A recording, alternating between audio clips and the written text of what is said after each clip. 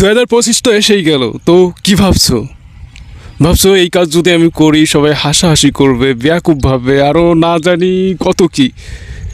এটাই তো ভাবছো, তাই না? খুবই ডর লাগতেছে। আমি যদি বলি লোক হাসুক না, কি যায় আসে তাতে? 1 দিন 2 দিন 3 দিন, তারপর সবাই ভুলে যাবে। আরে পরিবারে যদি একজন মারা যায়, 4 দিন পর কান্নাকাটি ভুলে সবাই স্বাভাবিক জীবনে ফিরে আসে। আচ্ছা, একটা উদাহরণ দেই। আমাদের গ্রামে একজন অ্যাথলেটিক্স, খেলাধুলা অনেক ইন্টারেস্ট ছিল।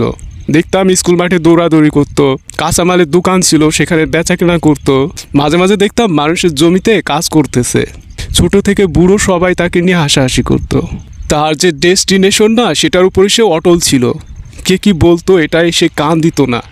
ইভেন যে বয়সে মানুষ সৈনিকের জবে কোনো দিন অ্যাপ্লাই করতে পারে না, সেই বয়সে সে নৌবাহিনীতে জব পায়। আর তাকে নৌবাহিনী কেনই বা নেবে? এর পিছনে কারণ তো আছে।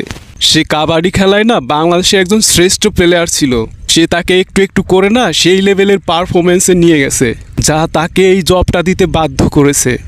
এখন সে বিভিন্ন দেশে খেলতে যায়। এটা যে কত বড় একটা গর্বের বিষয় সেটা বলার অপেক্ষা রাখে না। এমন হাজারো উদাহরণ আছে যা বললে এই ভিডিও শেষ হবে না। সো এত ডর কিসের? এই কাজ করতে গিয়ে যদি তোমার ভালোই ডর লাগে, তাহলে মানুষের সামনে না একটু অভিনয় করো তুমি এই কাজের জন্যই জন্ম। তুমি মন থেকে এতটাই হিম্মত যে সালা ঝুঁকেগা নেই সালা, এমনটা হতে হবে। আপনার এই হিম্মত দেখে যে মানুষগুলো সমাজে টক্সিক, তারা ভয় পালাবে, আর কোনো কথাই বলবে না আপনাকে। তবে হ্যাঁ, মাথায় বুদ্ধি রেখে এবং কঠোর পরিশ্রম অবশ্যই করতে হবে। হতে পারে না আপনি সাকসেসের ফাইন লাইনের একটা শেষ প্রান্তে দাঁড়িয়ে আছেন, আর একটু এফোর্ট দিলেই আপনি সাকসেসটা পেয়ে যাবেন। আপনাকে তখন এই মানুষ দেখানো কনফিডেন্সটাই সাহায্য করবে सक्सेस एने दीते। सो डर के मारो गोली और हासिल करो आपका डेस्टिनी।